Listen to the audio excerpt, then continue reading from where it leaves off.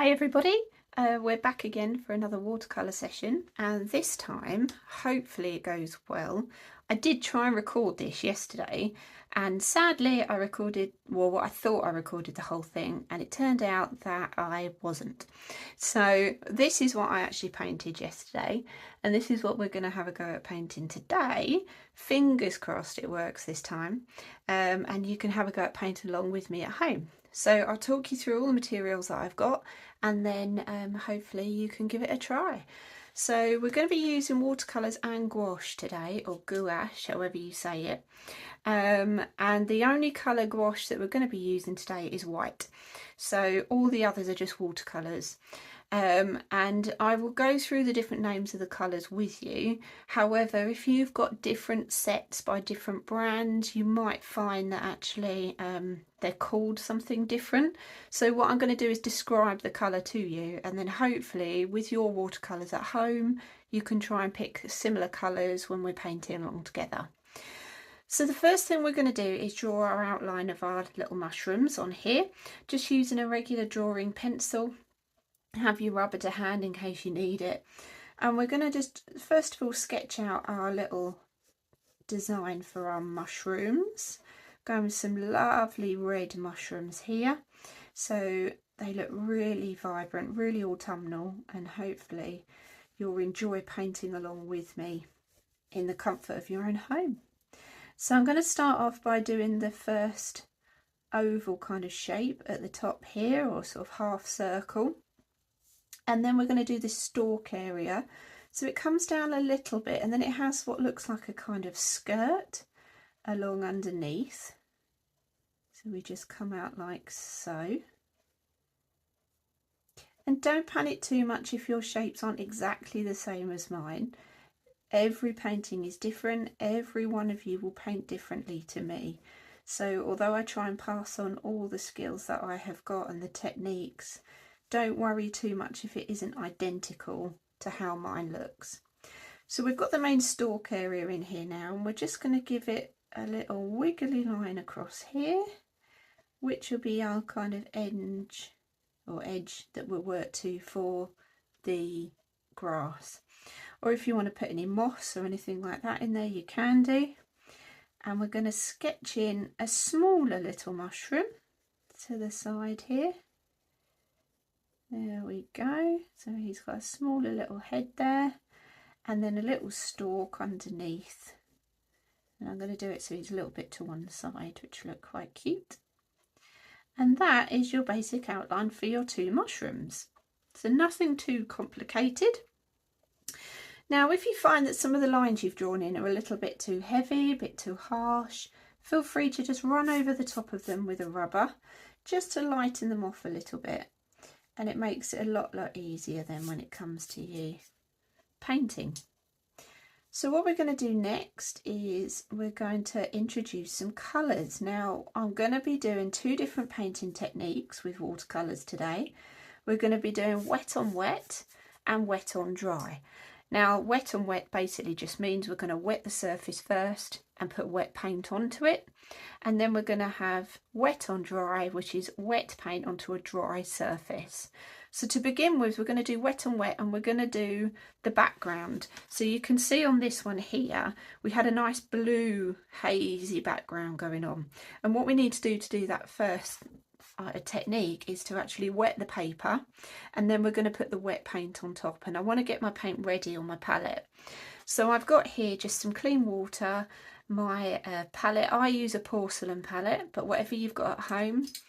Got some tissue under here to dry my brushes as I go along, and I've got some different size brushes here. I've got a slightly larger brush for putting the background in.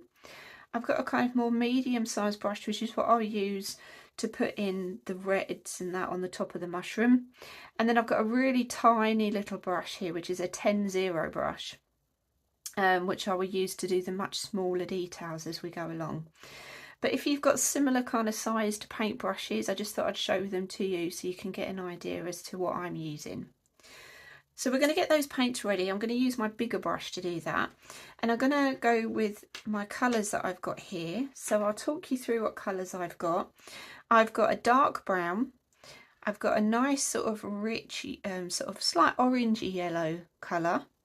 We're going with a green. Now this is what they call sap green, but it's a nice sort of more natural looking green. We've got a deep Prussian blue here, so a nice dark blue. Black and white. Then I've got some yellow ochre, and which is like a mustardy yellow colour. And then I've got red, which is obviously what we'll be using for the top of those mushrooms. So to begin with, we want to get that blue background on. So I'm going to wet my brush, and the minute I put that water onto the paint, it activates the paint, and you can see it starting to come off on my brush already. These are what they call half pans when you're using watercolours. You can get them in tubes as well, and you can use either, and you can also mix them together. So if you've got a few half pans at home, or you get given a kit and then you've got a few tubes of paint at home, you can use them together. It's just down to what resources you've got, and also a bit of personal preference. I like using the half pans, however other people prefer to use tubes, so it's just entirely up to you what you want to use. So I'm getting my colour ready on my palette.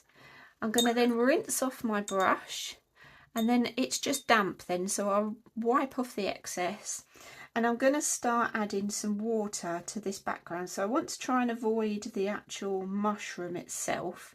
I just want to wet the paper and get plenty of water on that background. Now this is the tricky part, because it's always difficult to know where you have and haven't put the water on your page. Now if you're in an area where you've got quite a lot of light, if you move your head slightly to one side, you might be able to see a slight reflection of the water on the page, so you can kind of gauge then where the water actually is on your white paper. But if not, if you kind of try and work a bit methodically all the way around, then you can work out, okay, well I know that that part of it is wet, so I'm going to then work on the top, and then slowly start bringing the water around to the opposing side. Now don't worry if you've missed a bit. As we start adding the blue, you can always add more water to your paper, so don't panic too much about that if you've missed any areas. So I'm just putting that wet water onto the page, wetting it nicely,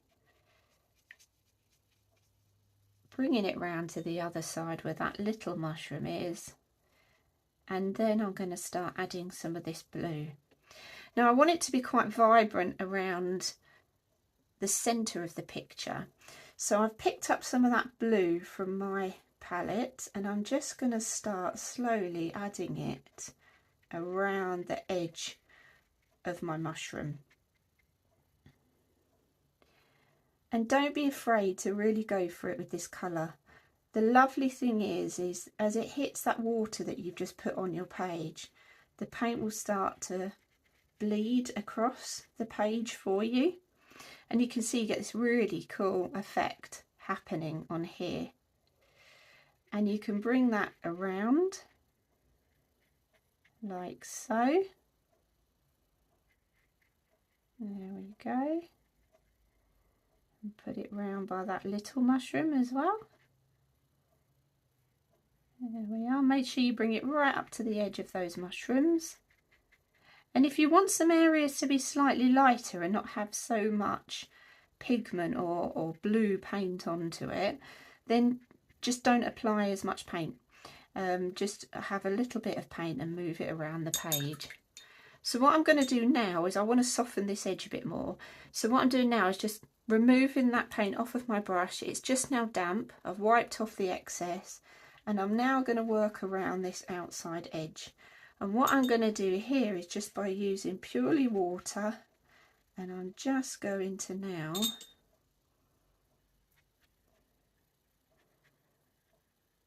wet those edges, and hopefully what it's now doing is merging the external edge of that paint into the wet surface that's underneath, and it will automatically do the work for you. It will actually then thin the pigments down, thin the paint down, and it will start to then blend easier into the white background. So you've got that kind of transition of your blue into the white of the page. And you just kind of play around with it really until you're happy with it. If you want to add a little bit more blue, pick a bit up off of your palette, and you can always dab it on as well, like here. We'll be using a technique later called stippling, and I'll show you how to do that later on the tutorial. And just kind of put it in places until you're happy with it. If you want to add a little bit more, do. If you're happy with how it's gone on the first attempt, leave it at that. And then once you've got enough of that blue background in, then we're just going to let it dry, and we're just going to leave it as it is. And as it starts to dry, that paint will then slowly disperse into the water on the paper, and it should give you quite a nice sort of hazy effect around the outside edge, which looks quite pretty. So whilst that's drying, I'm going to get my other colours ready. Now, I don't want to go put in wet colours, so i.e. the red of the top of the mushroom, for example, on yet, because what will happen is, because this paint around the edge here is still wet, the red will actually run and bleed into the colour next to it, which will give you quite a kind of wishy-washy edge, whereas I actually want the edge to be really nice and crisp and neat and tidy. So what you need to remember to do is, if you're going to be layering up your colours and you want them to have nice crisp edges between them, make sure you allow the colours underneath to dry first, and then you can start adding the colours over the top. So I'm going to leave that to do its thing. Now what I have noticed is I've got quite a big section here which I don't really want, so I'm just going to move that watery edge out of the way a little bit. That's better, and I'm happier with that now. So I'm just going to let that dry and do its thing. So I'm going to mix up my other colours now onto my palette and get them ready to go. So I'm washing off my brush. First thing I'm going to do is get a little bit of white on here, and I'm just going to activate that paint by putting some water onto the white, and you can see it's picking it up. Hopefully you can see that on the camera, and I'm going to put that onto my palette so it's ready to go in a moment. I don't need a huge amount, a little bit goes a long way with watercolours. I picked a nice dark brown, so I'm going to activate that colour and just put it over the top of the white. That's the only thing, when you put white onto your palette you can't always tell where it is, but it's not the end of the world. I'll put some more white on there in a minute. So that's your dark brown. We're going to go with some yellow. Now this isn't a bright yellow, this is actually a slightly orangey yellow kind of colour. If you have only got a bright yellow in your set, or in the paints that you've got, just add a tiny bit of red to it, and it'll just soften and take the edge off of the vivid yellow of it, and it'll hopefully create a colour that's very similar to mine. I'm going to go with this sap green, or a nice dark green colour. So if you've got a nice dark green in your palettes or in your paint sets, and obviously if you've got tubes of paint, you can just squeeze a little bit of each colour onto your palette so it's ready to go. But I'm using the half pan, so I need to actually activate the colour first and then transfer it onto my palette. I'm then going to use a little bit of yellow ochre, which is this mustardy yellow colour. So same process, activate it and pop some onto my palette. I'm going to need a tiny bit of black. Now you're hardly going to need any of this. You only need a little tiny bit to do some shadows later on. So I just need a tiny bit on my palette, but you'll not use a huge amount. And then that beautiful colour for the top of those mushrooms is that red. So again, activate that colour, get it going, and we'll get that red. So if you're following along and you've got sets of watercolours and they're tubes, then you can just sort of pop a little bit of each colour onto your palette as we go along, and then you'll have the same matching colours to what I do. So we want this red to be really nice and vibrant when we put it onto the mushroom. So I'm making sure we're getting plenty of pigment onto that palette. And we can always add to it later if you find that actually you haven't got enough, you need a little bit more. We can always add to it later on. And then the last thing that we're going to also need, and I've been using it, so when I created the stalk area here, and also rather than having to paint around all those little white dots and leave the white of the page, I use designer's gouache or gouache because it's more opaque than the watercolour, which is quite transparent at times, so you can cover up colours, and it will even cover up dark colours. And I'm going to use this to do some of the detailing on the stalks and also the white little spots on the top of the mushrooms, and I'll show you how to do that in a minute. So this blue is now starting to dry nicely, and you want to just make sure that this edge here is really nice and dry before you start putting on the red, because you don't want it bleeding into the background. Now if it does, you, depending on how much goes into the background, you might have to kind of start again, but as I said, be patient, let it dry. If you need to kind of go away and have a cup of tea, do, and then you can always come back and do a little bit more later. But for now, I'm just gonna, so I've just put my finger on there and it's still a little bit wet, so I'm going to let that dry a little bit more. This little one, however, I would say the paint's at a point where we can start painting it. So I'm going to start adding some of the red. Now, the red that I put on my palette is quite watery, so I'm actually going to take it straight from my half pan that's here.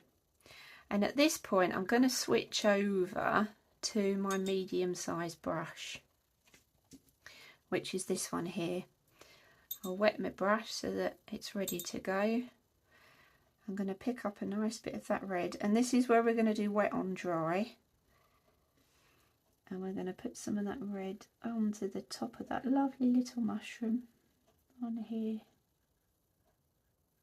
like so. There we are. Now can you see I've gone on too quickly on this edge and it's starting to bleed? So what I'm going to do is I've cleaned off my brush and I'm just going to use it so it's damp, and I'm going to use it a bit like a rubber to basically pick up that paint and get rid of it.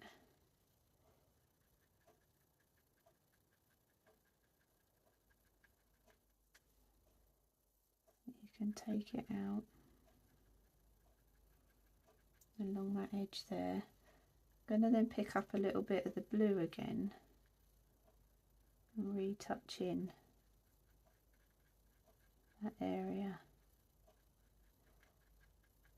There we go. And tidy it up like so. Now that's also quite a good thing to show you, because sometimes it doesn't always go totally to plan.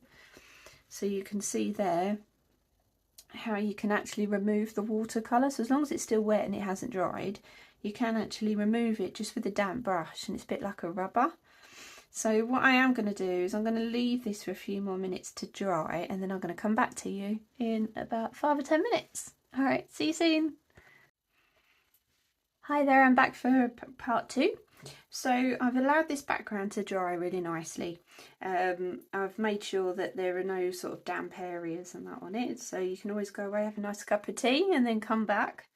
So I'm going to go back to this little mushroom here that we started earlier on.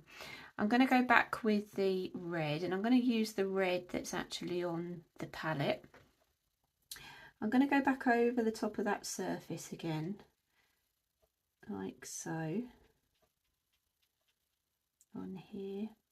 Now don't panic too much. You can see here a little bit of the blue came through from when we were doing the background earlier. Don't worry too much about that, we can cover that up later.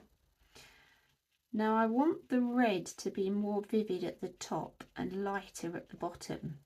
Now you can see from this, even though the watercolour had dried, the minute I put water back on it again, it reactivates that colour, which is perfect for me because it means that I can then play around with the colours and bring it back to life and how I want it to look as the final painting.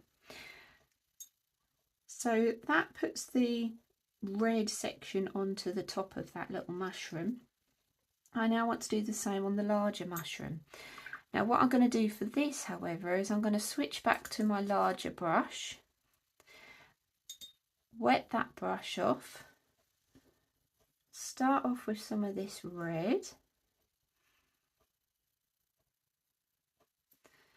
and we're going to begin at the top, and we're going to put a lovely area of that bright red across the top section here. There we go.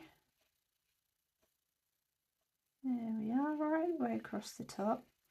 And you want to get to about sort of 3/4 of the way down on your mushroom. And then what I'm going to do is wash off that brush, wipe off the excess water, and just with a damp brush, I'm going to go back over that edge that I just painted red. And I'm going to start pulling down that colour with my brush. Like so.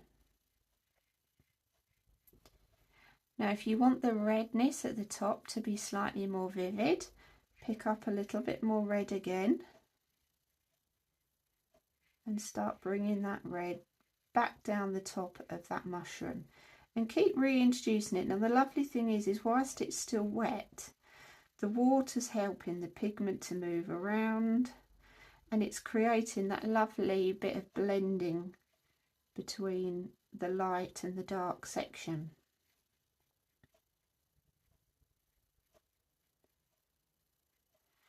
And you've got that really lovely area here where it has kind of merged from light into dark, and I really like the effect that that's had. So actually I'm going to leave that as it is. However, if you want it to be slightly darker, then keep adding that red to the top until you're happy with it, and then just let it dry out and we're ready for the next stage. So whilst the tops of these little mushrooms are drying, we're now going to paint on the detailing on the stalks. I'm going to switch over to my medium-sized brush, which is this one. And to do this, I'm actually going to use the gouache. So I'm going to activate that paint, so thin it down a little bit. When it comes out of the tube, it comes out quite thick. So you want to thin it down a little bit so it's easier for you to paint with and to move around the page. So I'm thinning that down, and what I'm going to do is actually fill this whole bottom area here on that stalk.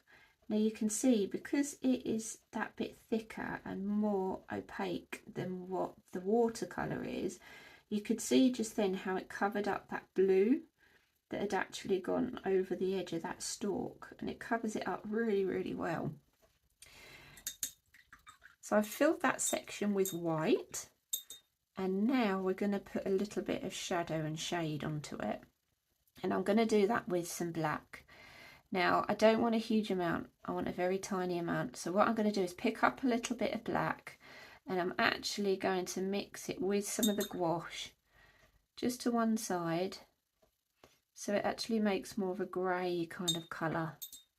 I find sometimes if you're putting black onto a picture, sometimes it works really well, and other times it can actually overpower it and it looks too heavy.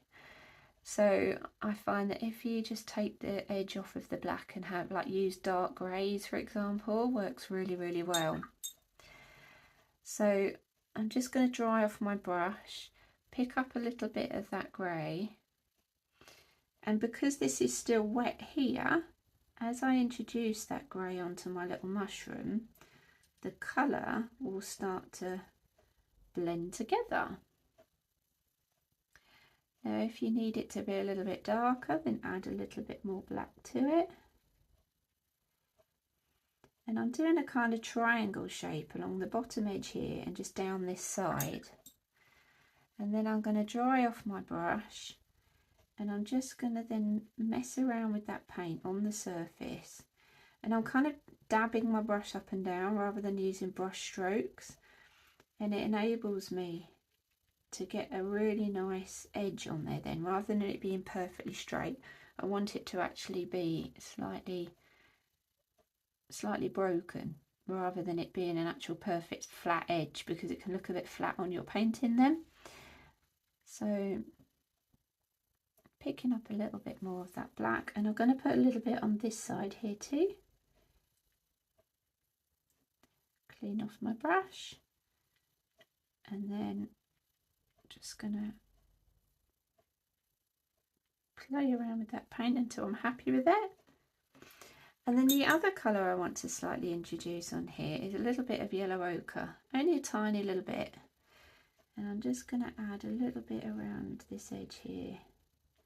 It's just going to give me a little bit more interest when it comes to that shadow. And then I think I'm going to add a little bit more black to that far top edge here. So I'm just going to go in there straight with the black, like so. Just going to put a little bit more shadow on that area there.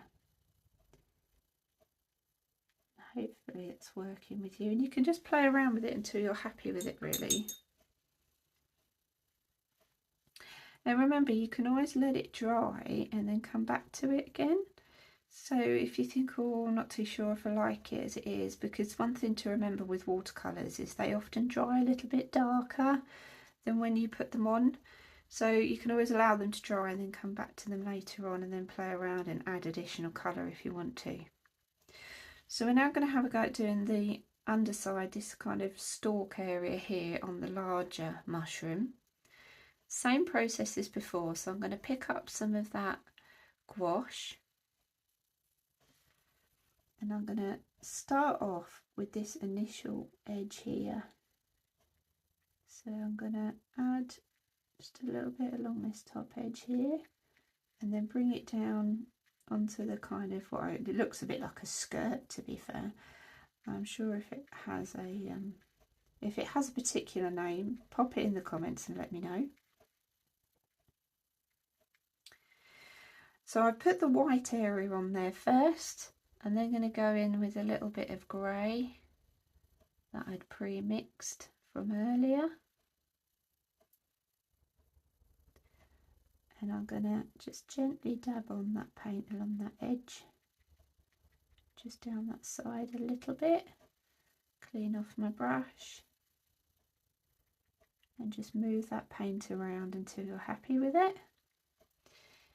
I think I'm going to add a tiny bit more black onto it, just to make it a little bit darker. That's a bit better.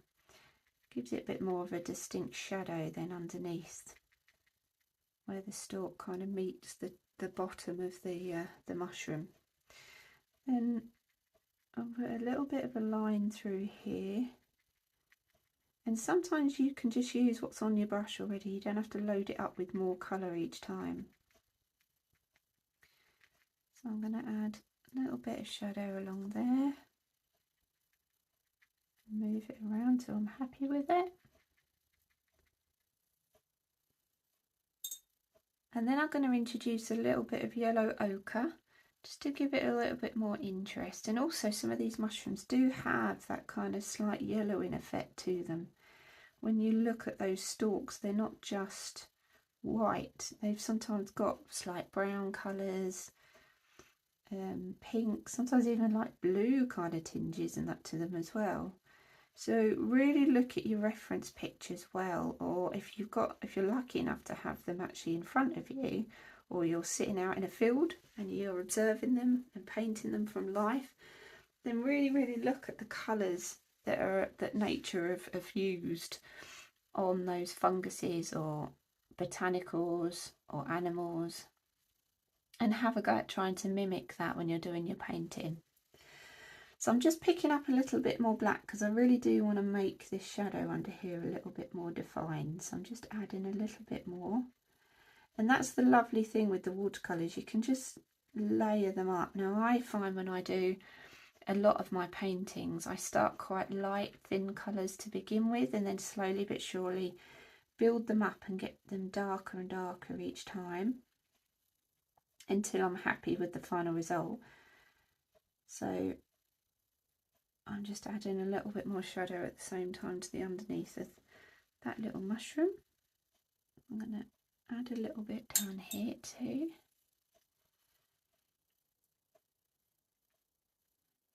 To be a little bit darker.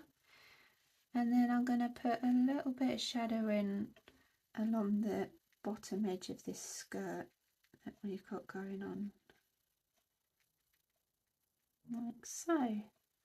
And it just gives you that illusion of a bit of a shadow.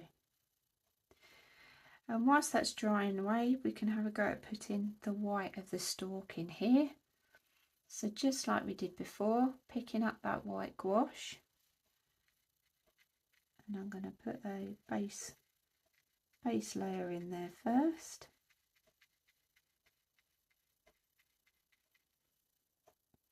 If it's not flowing as well as you hoped, it might just be that your paint's drying out a little bit on your palette, particularly if it's a warm day. So just add a little bit more water to it and you'll find your paint will flow a bit better off of your brush. So I'm starting to build up that white on the bottom section, like so. And then same process, I'm going to go in with a little bit of this grey that I've got here already. I want a little bit of a shadow along this edge here, not too much. So I'll put the paint on first and then just use a damp brush and stipple, which is basically you're dabbing your brush up and down on the page. There we go, until you moved it around and you're happy with it. I'm going to add a little bit of detailing on this edge here. I'm just going to soften that up by just going over it with a slightly damp brush, and it'll just soften the edges up for you so they're not quite so heavy. And then just work your way around it until you feel happy with what you've got. So I want to make the edge of this skirt a little bit more defined, so I'm going to go over that with a little bit of the black, and I've got only a tiny amount on the edge of my brush, so it's not too overpowering.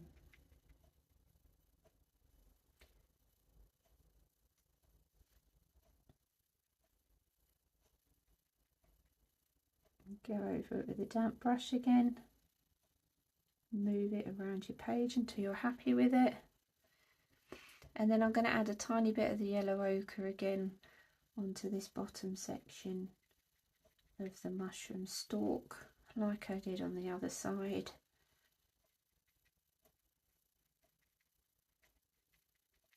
Like so. And it just gives it a little bit more interest really. There we are, lighten that up a little bit more. So it's looking a bit dark. And you can leave it at that. You can always come back to it later and add a little bit more detail in if you want, which I probably will do. I'm just going to let these base layers dry first and then I'll come back to them. So what we're going to do next is we're going to put those spots on the top of our mushrooms, and we're going to put some grass along the actual edge here. Alright, so we want to build this up in layers. So what we're going to do to begin with is we're going to do some green and some yellow ochre as a wash along the bottom here. So we're going to do wet on dry. So I'm just getting that green ready that I've got on my palette, and I'm going to just bring that green up to the edge of the blue that we put in earlier. And actually, the more irregular your brush strokes are, the better it looks. So we're going to put that green in first, like so. There we go. And I'm going to just add a little bit of water. So I've just washed my brush off, so all I've got is just a damp brush, and I'm just using that to just move the paint around just across the bottom. And I'm going to keep going just with some clean water, and it'll just disperse that edge so it kind of disappears into the white of the paper a little bit more. And then I'm just going to add a little bit of yellow ochre to this as well, and it just gives it a little bit more interest rather than it looking like it's totally green and it's all one colour. As you know, nature isn't all one colour, and when you look at grasses or mosses, foliage of any kind, there's always browns and greens all mixed in together. So if you can kind of mimic that with your painting as well, it always looks a bit more lifelike, or it looks a little bit more like the object that you're wanting to paint. So this is just our undertone. Don't worry that it's a little bit light in colour at this point. We're going to let it dry a bit like the blue, and then we're going to come back over the top of it and put some more detailing on. So now that this area here, so the nice thing is when I paint, I try and paint one area, let it dry, paint the next area, let it dry, and then I can come back to it again. And that's exactly what we've just done with these little mushroom tops. Now what I do want to do along this bottom edge here, because it's a bit untidy where the blue has touched the red, so the underside of these mushrooms is actually a white kind of colour, and when you look at pictures or references of these actual mushrooms, they have a slight kind of white edge with actually a little bit of kind of yellow in it, and it really makes the picture pop.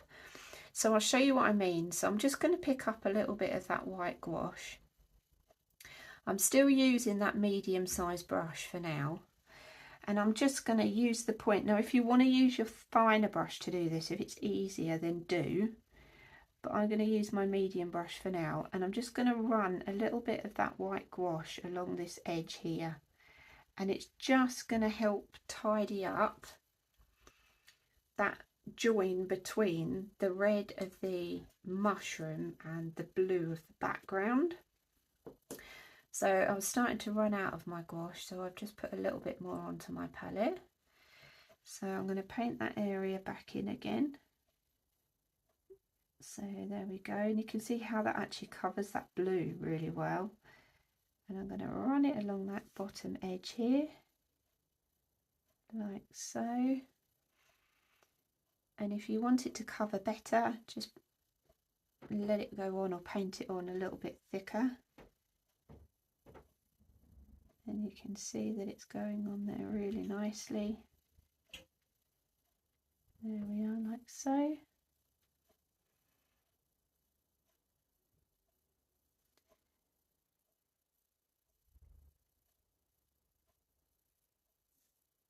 And it's tidying up that edge really well.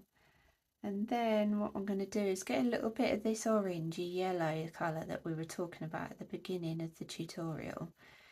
I'm going to add just a tiny bit of that on my brush. Now I haven't washed off the white gouache, so it's actually made the colour even lighter, and I'm just going to add a little bit of that to that bottom edge, and hopefully you can see how that's now actually making that really pop and stand out. And we're going to do the same along the bottom edge of this little white mushroom, the little mushroom at the bottom right. And I'm just going to tidy up that edge and put a little bit of that colour in, and it just helps it really pop, gives it a bit of interest. So we're going to put the white dots on next because this is nice and dry, and then we'll come back to the green at the bottom.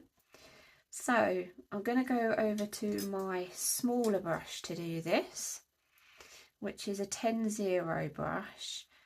However, as long as it's nice and fine and you find it works really well for putting detailing in, go with what you've got at home.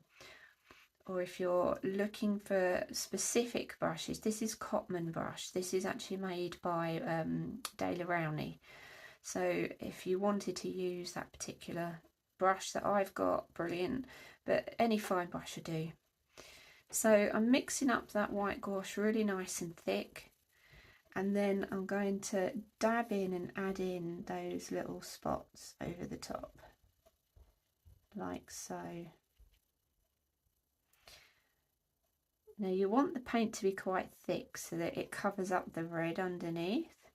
Now these spots aren't all perfect. They're not all like round. So sometimes when you see these little red toadstools or mushrooms, often the actual spots on the top have been perfectly painted on. So each one of them is lovely and round.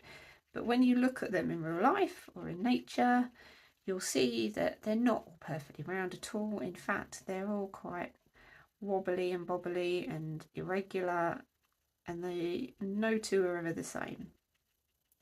And that's really handy as an artist, because it means that when you're painting them, you don't have to make them all perfect and the same either.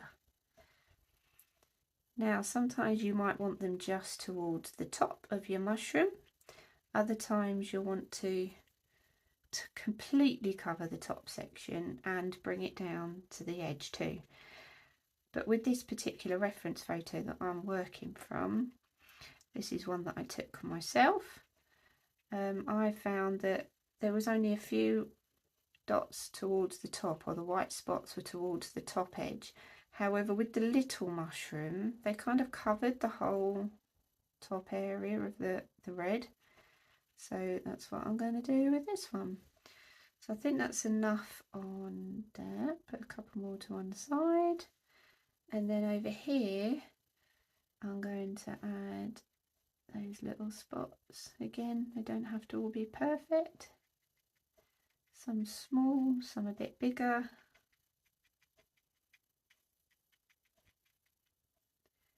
Like so.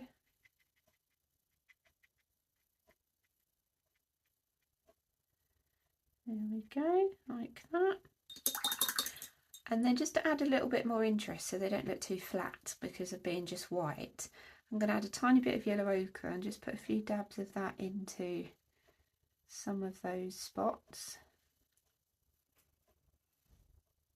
Like so.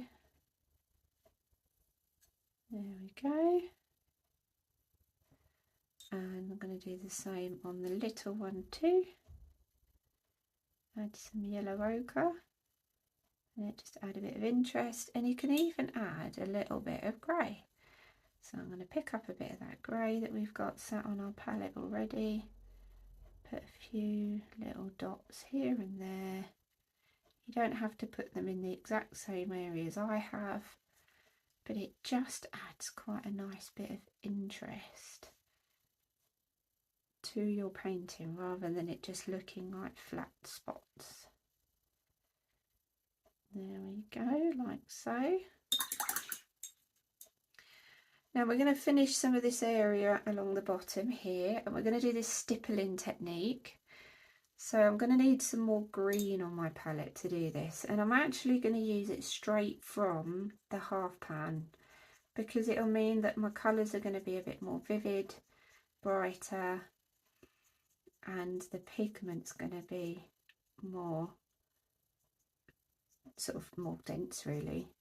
So I'm going to use that dark green that I had put on the palette on there because I've used it up now, using my medium brush, and I'm going to stipple. Now stippling is basically just dabbing your brush up and down on the page and adding some texture and some detail.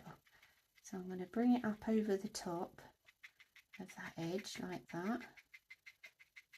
And it's really nice because as you paint, you'll find that because the paint's running out on your brush, you're getting a lighter shade of green.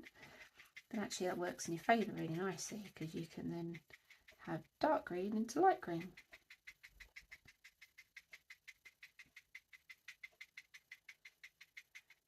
Dabbing that up and down like so.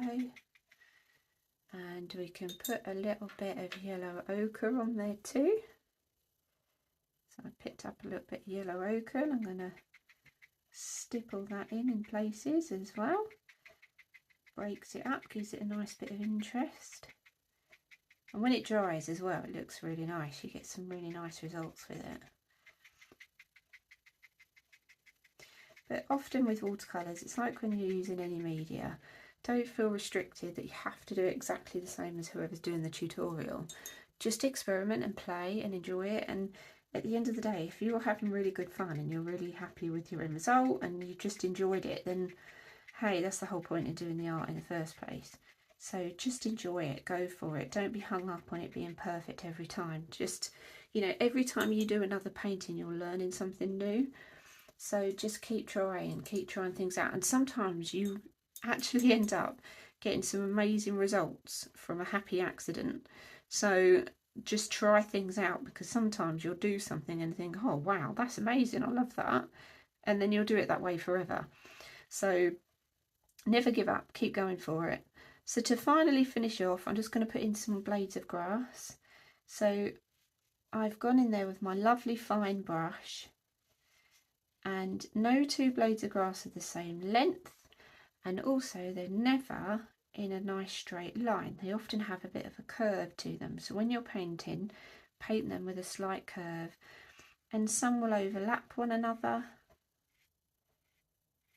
some will just be in a little cluster all on their own, and put in as much or as little as you want.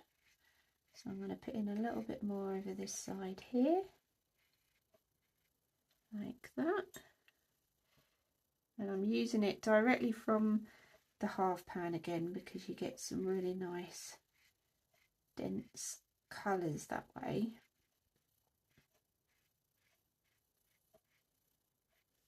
There we go. Put it in how you want it. And if you want to paint some leaves or some ferns, you can do that as well, and make it your own. So if there's any areas you want to go back over and just put in a little bit of finishing detail in, do. So I think I'm just going to go over it with a little bit of black just along this bottom edge here. Just add a little bit of detailing down there. I just want to make that bottom edge a little bit darker, like that. And I'm going to do the same on the underneath of this one. And because that black is mixing with the white gouache that is on the underneath of the stalk, it actually turns grey on the page, which looks quite cool. It saves you a job having to mix it. It does its off. And so hopefully you're at about the same stage as I am with your painting.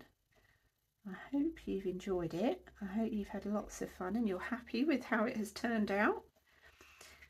There will be lots and lots more tutorials going on to my YouTube channel soon. So please, please, please like and subscribe and follow, or put the actual notification button on, and then every time I add a new video it'll pop up on your notifications.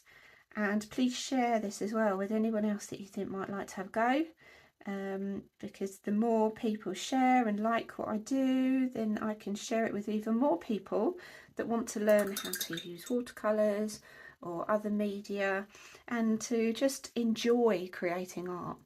So I hope you've enjoyed it. If you've got any questions or that, please pop them in the comments. And yeah, enjoy painting. Have lots of fun. Take care.